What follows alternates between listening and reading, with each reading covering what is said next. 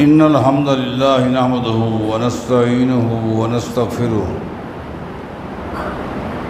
ونعوذ بالله من شرور أنفسنا ومن سيئات أعمالنا من يهده الله فلا مضل له ومن يضلل فلا هادي له وأشهد أن لا إله إلا الله وحده لا شريك له وأشهد أن محمدًا عبده ورسوله من يطع الله ورسوله فقد رشد واهتدى ومن يعص الله ورسوله فقد ضل وغوى أما بعد فإن خير الحديث كتاب الله وخير الهدي هدي محمد صلى الله عليه وسلم وشر الأمور محدثاتها وكل محدثة بدعة وكل بدعة ضلالة وكل ضلالة في النار أعوذ بالله من الشيطان الرجيم بسم الله الرحمن الرحيم وقرن في بيوتكن ولا تبرجن تبرج الجاهلية الأولى وأقمنا الصلاة وآتينا الزكاة وأطعنا الله ورسوله إنما يريد الله ليذهب عنكم الرجس أهل البيت ويطهركم تطهيرا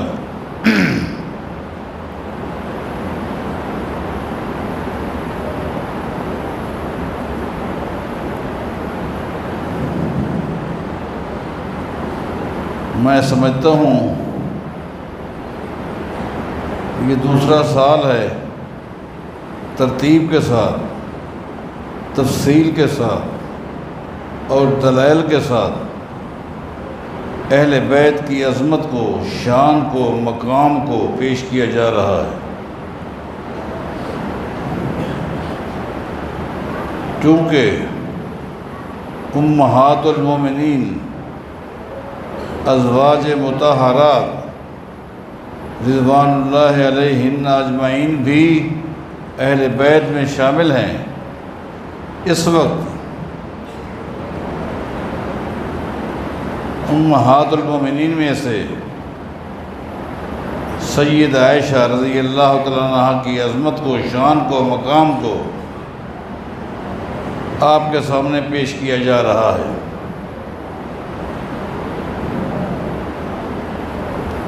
ایک مسئلے کی وضاحت سے پہلے تھوڑی دیر کے لیے آپ بھائیوں کی، آپ بہنوں کی توجہ صلح حدیبیہ کی طرف، کہ جہاں کائنات کے امام محمد الرسول اللہ صلی اللہ علیہ وسلم 1400 سے زیادہ جانثار رضوان اللہ علیہم کے درمیان آپ بھی اور صحابہ کرام بھی حالت احرام میں موجود ہیں۔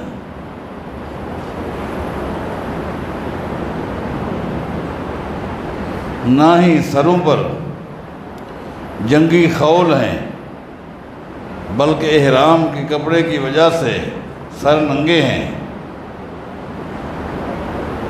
اور بعض جانثار کے ہاتھوں میں ان جانوروں کی رسیاں ہیں جنہیں عمرے کے بعد ذبح کرنا تھا۔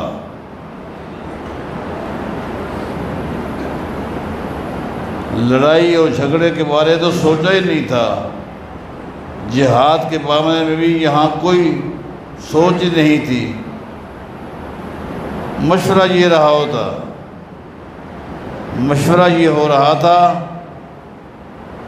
کہ اہل مکہ کو، کفار مکہ کو کون جا کر بتائے کہ ہم عمرہ کر کے چلے جائیں گے۔ آخر کار طے پایا کہ سیدنا عثمان بن عفان رضی اللہ تعالیٰ عنہ کو بھیج دیا گیا۔ انہوں نے عثمان رضی اللہ تعالیٰ عنہ کو تو بٹھا دیا، ایک جھوٹی خبر اڑا دی کہ عثمان کو شہید کر دیا گیا۔ یہ محض ایک خبر تھی، یقینی معاملہ نہیں تھا۔ سننا، غور کرنا، معاملہ کوئی یقینی نہیں تھا۔ اس خبر پر کائنات کے امام محمد رسول اللہ صلی اللہ علیہ وسلم نے تمام صحابہ کو جمع کیا۔ اس طرح کی خبر سننے میں آ رہی ہے۔ اب میں چاہتا ہوں یا تو عثمان کے قصاص کا بدلہ لے کے جائیں گے یا اپنی جانیں قربان کر دیں گے۔ اگر تم تیار ہو تو میرے ہاتھ پر بیعت کرو۔ بیعت کی گئی۔ یہ بیعت اللہ کو بڑی پسند آئی۔ کیسے؟ دل سے، اخلاص سے، دل و جان سے، دل کی گہرائی سے انہوں نے میرے پیغمبر کے ہاتھ پر بیعت کی۔ حالانکہ بظاہر یوں لگتا ہے کہ جان بوجھ کر موت کے منہ میں سر دیا جا رہا ہے، لڑنے کے لیے کچھ بھی نہیں ہے، نہ نیزہ ہے نہ تلوار ہے، نہتے ہیں۔ لڑنا کس قوم سے جن کے پاس جنگی گھوڑے موجود ہیں، اسلحہ موجود ہے؟ نہتے کیا بنے گا؟ نہیں، کچھ نہیں جانتے، ذہن تیار نہیں ہے۔ ایمان کہتا ہے کہ پیغمبر کا حکم ہے، ماننا ہے۔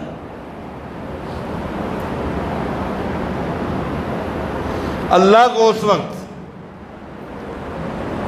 مسلمانوں کے دو چیزیں اتنی پسند آئیں، ایک یہ بیعت، مثالی بیعت، خالی ہاتھ،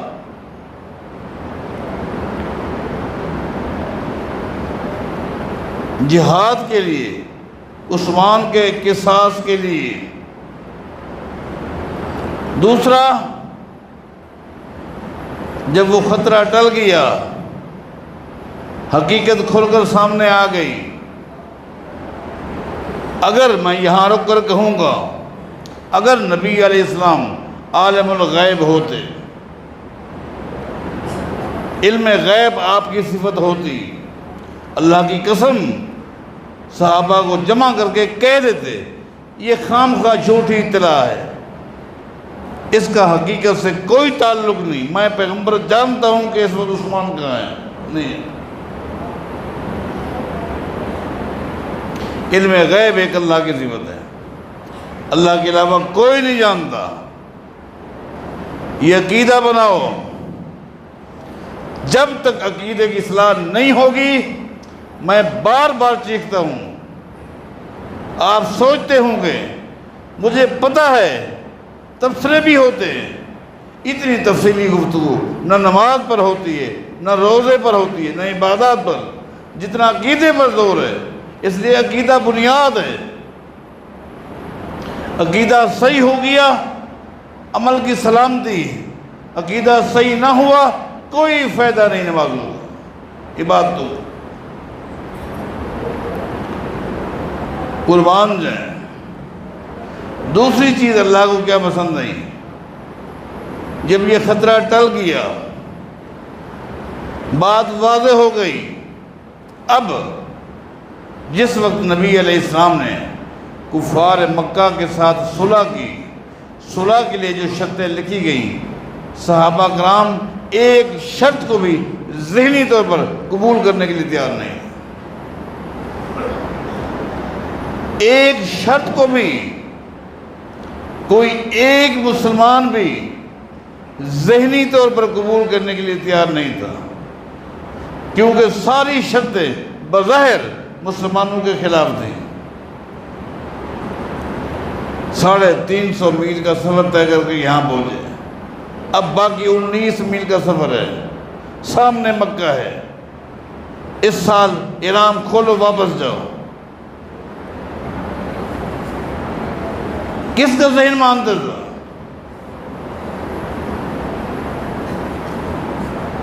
شرط میں سے ایک شرط یہ بھی تھی، مکہ والوں نے کہا آج کے بعد ہمارا کوئی بھی بندہ یہاں سے بھاگ کر مدینہ جائے گا واپس کرو گے، لیکن تمہارا بندہ ہمارے پاس آیا تو ہم واپس نہیں کریں گے. کس کا ذہن مانتا تھا؟ یعنی شرائط کو. قربان جائیں. ذہن 1% بھی قبول نہیں کرتا، چونکہ پیغمبر کا کلمہ پڑھ چکے ہیں اور پیغمبر کے بارے عقیدہ ہے، ان کی بات اللہ کی وحی سے ذہن نہیں مانتا، نہ مانے، اس کو قبول کیا گیا. مسلمانوں، یہی بات بار بار چیخ کر کہتا ہوں، اگر پیغمبر کی کوئی حدیث آپ کا ذہن نہیں مانتا، مزاج کے خلاف ہے، برادری کے خلاف ہے، سوچ کے خلاف ہے، آپ کے ماحول کے خلاف ہے، لیکن پھر بھی اس کو ماننا ہوگا پیغمبر کی حدیث ہے. اللہ کو یہ دو باتیں ایسی پسند ہیں، ایک بیعت کرنا اور صلح کو تسلیم کرنا. جو ذہنی طور پر نہیں مانتے تھے ان کا ایمان قبول کر رہا تھا، اللہ کو اتنا پسند آیا. اللہ نے کیا فرمایا؟ لَقَدْ رَضِيَ اللَّهُ عَنِ الْمُؤْمِنِينَ إِذْ يُبَايِعُونَكَ تَحْتَ الشَّجَرَةِ فَعَلِمَ مَا فِي قُلُوبِهِمْ فَأَنزَلَ السَّكِينَةَ عَلَيْهِمْ وَأَصَابَهُمْ فَتْحًا قَرِيبًا. اللہ کو صحابہ کرام کا یہ امر ایسا پسند آیا، اللہ تعالیٰ نے ان کو وَأَصَابَهُمْ فَتْحًا قَرِيبًا ایک انعام دیا. وہ انعام فتح خیبر کی شکل میں تھا. صلح ہو گئی، یہ خطرہ ٹل گیا، مشرکین مکہ کا خطرہ ٹل گیا، صلح ہو گئی ہے. اب یہ نہیں ہے کہ دوسری طرف یہودی تھے، اللہ نے بطور انعام کے فتح خیبر جیسی نعمت دی. اس فتح خیبر کے بعد مسلمانوں کی غربت کا خاتمہ ہو گیا. صبح کی نماز پڑھ کر نبی علیہ السلام ظہر کی نماز پڑھ کر عصر کی نماز پڑھ کر مغرب تک مال غنیمت کے ڈھیر کے آگے بیٹھے رہتے، کوئی لینے والا آئے کوئی لینے والا نہیں آتا. یہ اللہ نے انعام دیا. حضرات، اب میں بات کی طرف آ رہا ہوں. خالی عثمان رضی اللہ تعالیٰ عنہ کی شہادت کی خالی جھوٹی اطلاع پر نبی علیہ السلام نے بیعت کی، انتقام کے لیے، قصاص کے لیے. تھوڑا سا آگے چل کے جائیں، آج تو عثمان کو حقیقی طور پر شہید کیا گیا ہے. اگر سید عائشہ نے آواز اٹھائی ہے، آج تو حقیقی قتل ہو چکا. اس دن جو اطلاع تھی، اس دن عثمان کے دو تعارف تھے. ایک عثمان کا تعارف یہ تھا صحابی رسول ہے، عثمان کا دوسرا تعارف یہ تھا داماد محمد ہے. آج عثمان کو حقیقی طور پر شہید کیا گیا. آج عثمان کے کتنے تعارف ہیں؟ اگر آج سید عائشہ نے آواز اٹھائی ہے عثمان کے انتقام کے حوالے سے، عثمان کے قصاص کے حوالے سے، عثمان کے بدلے کے حوالے سے، آج عثمان کے کیا تعارف ہے؟ آج عثمان پر جو حملہ ہوا ہے، یہ محض عثمان پر حملہ نہیں ہوا مسلمانوں، یہ اسلام پر آج حملہ ہوا. کیوں؟ عثمان مسلمانوں کے بالاتفاق آج تیسرے خلیفہ ہے.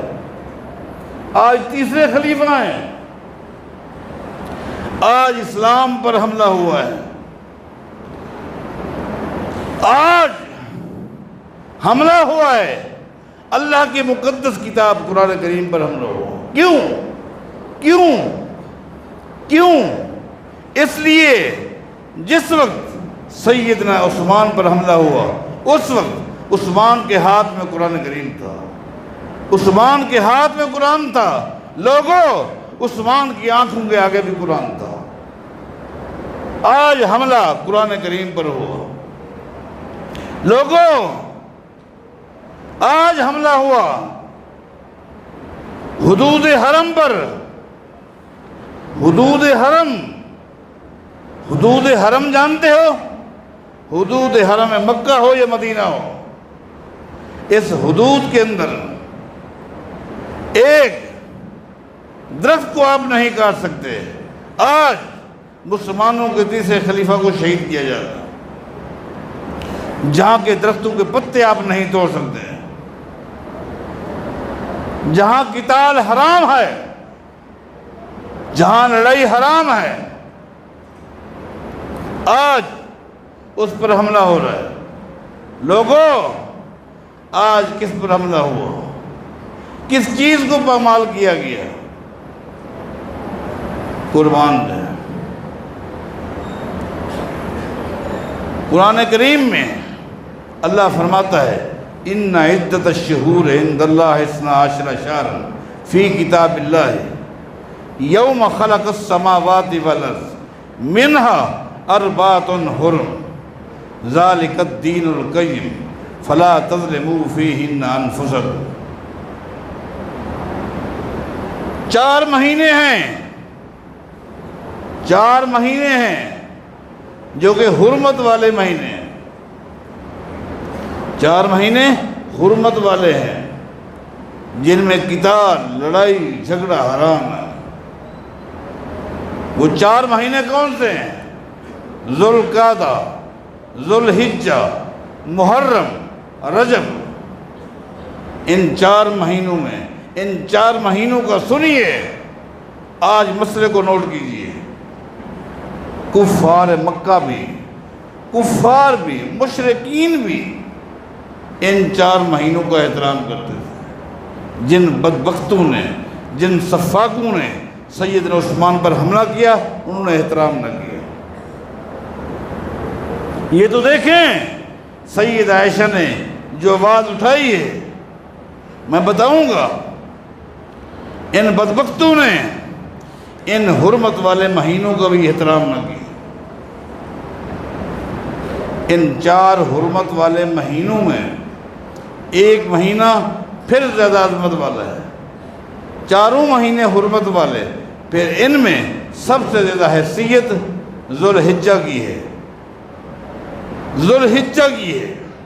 ذوالحجہ تو میرے بھائیوں، میری بہنوں، وہ مہینہ ہے جس میں اللہ تعالیٰ نے تمام عبادات کو جمع کیا ہے۔ نفلی نمازیں، اس کی برکات، نفلی روزے، ان کی برکات، نفلی صدقات، ان کی برکات، حج اسی مہینے میں، عمرے کو جمع کر دیا، تمام عبادات کو اس مہینے میں جمع کر دیا۔ ان بدبختوں نے اس مہینے کی عظمت کا بھی خیال نہیں رکھا۔ میں کیا بتاؤں کس طرح ظلم کے ساتھ، بے دردی کے ساتھ سیدنا عثمان کو ان کے گھر میں شہید کر دیا گیا۔ سید عائشہ نے کیا کہا؟ کیا کہا؟ قصاص ہونا چاہیے، قصاص ہونا چاہیے، قصاص، انتقام۔ یہ دن دناتے پھر رہے ہیں، سزا ملنی چاہیے، یہی آواز تھی، یہی کہنا تھا۔ اس میں سید عائشہ کی کون سی غلطی ہے؟ ہاں، ایک ان سے غلطی ہو گئی، لیکن وہ غلطی بھی اجتہادی غلطی ہے۔ اجتہادی غلطی جانتے ہیں؟ نبی علیہ السلام کا فرمان ہے، میری امت میں قیامت تک ایسے علماء بھی آتے رہیں گے جو مجتہدین ہوں گے۔ ہر عالم مجتہد نہیں ہوتا، ہر عالم مجتہد نہیں ہوتا، مسائل کا استنباط، مسائل کا استدلال، مسائل کا استخراج قرآن و حدیث کو سامنے رکھ کر کرنا، یہ ہر عالم کے بس میں نہیں ہے۔ ہر عالم مجتہد نہیں ہوتا، بہت کم جو محدثین ہوتے ہیں وہ مجتہدین ہوتے ہیں، وہ حالات کے مطابق مسائل کا استنباط کرتے ہیں۔ اور آپ کو پتہ ہے سید عائشہ کتنی بڑی مجتہدہ تھی؟ آپ کو پتہ ہے امام دارمی نے امام زہری کے حوالے سے ایک روایت نقل کی ہے، فرماتے لوگو جانتے ہو سید عائشہ کے پاس کتنا علم تھا، کتنی بڑی محدثہ تھی، کتنی بڑی فقیہہ تھی، کتنی بڑی مجتہدہ تھی، لوگو جانتے ہو؟ فرماتے لوگو لو جمع علم نساء هذه الامہ،